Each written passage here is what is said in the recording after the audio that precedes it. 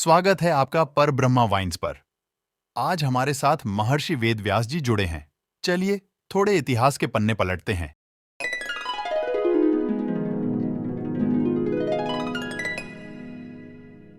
अच्छा, चलो दर्शकों को ये बता दीजिए, आपको महाभारत की कथा लिखने किसने प्रेरित किया? मैं हिमालय में अपनी ध्यान साधना में लगा हुआ था और अचानक मेरे सामने स्वयं ब्रह्मा जी प्रकट हुए एंड कहा कि मुझे पूरा महाभारत की कथा लिखनी है। एक में ही था जो सारे कथापत्रों को करीब से जानता था और उस दौरान वहां मौजूद था। बस फिर गणेश का मदद लेकर बैठ गया पूरी कथा लिखने। राजा धृतराष्ट्र और महामंत्री विदुर ने महाभारत के युद्ध में क्यों नहीं लड़े? बेचारे मेरे दोनों पुत्र। क्या राजा धृतराष्ट्र और महामंत्री विदुर आपके पुत्र हैं? मूर्ख बालक, तुमने महाभारत पढ़ी भी है, मेरे पुत्रों का नाम तक नहीं जानते। नहीं महर्षि वेदव्यास जी, मैंने महाभारत पढ़ा है। मुझे तुम्हें श्राप देने पर मजबूर मत करो। क्षमा कीजिए मुझे। आगे से मन लगाकर सारे जटिलताओं को बारीकी से पढ़ूंगा। ठीक है, फिलहाल तुम्हें छोड़ देता हूं।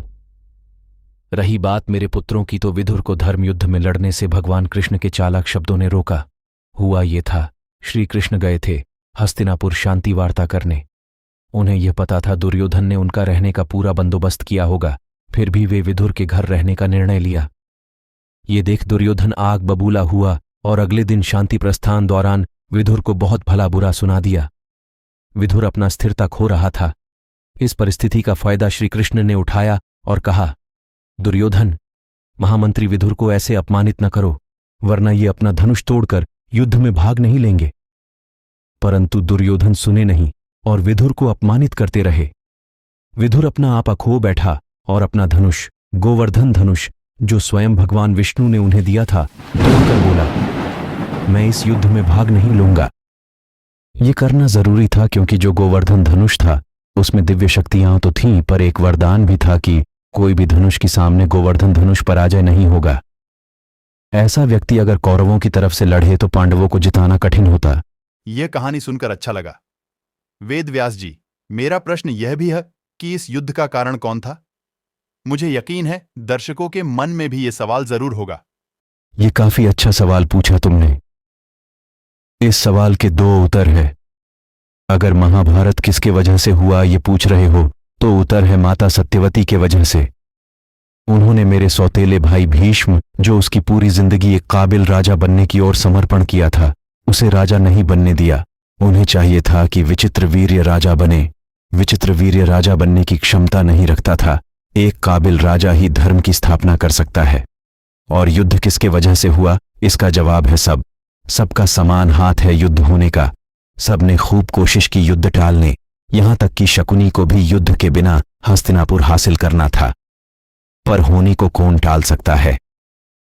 आपके गांधार राज शकुनी के बारे में क्या सोच विचार है? ये ज्यादातर लोगों को नहीं पता होगा, परंतु शकुनी एक आदर्श ब्राह्मण के सारे गुण रखता है। बस दुविधा ये था, उसने अधर्म का मार्ग चुन रखा था।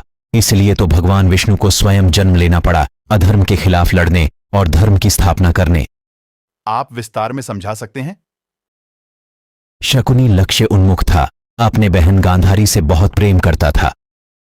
जब गांधारी का विवाह अंधे के साथ कर दिया और धृतराष्ट्र का साथ देने उसने खुद अपने आंखों में पट्टी बांध दिया।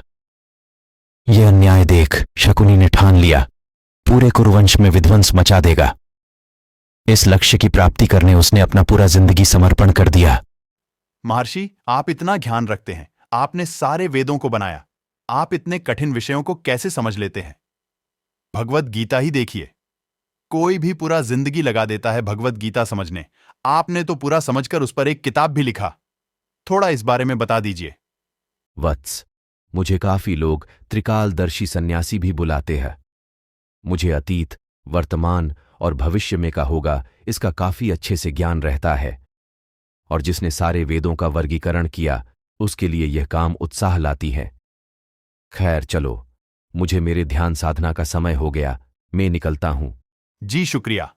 और दर्शकों, अगर आपको हमारा ये पॉडकास्ट पसंद आया तो लाइक और सब्सक्राइब जरूर करना।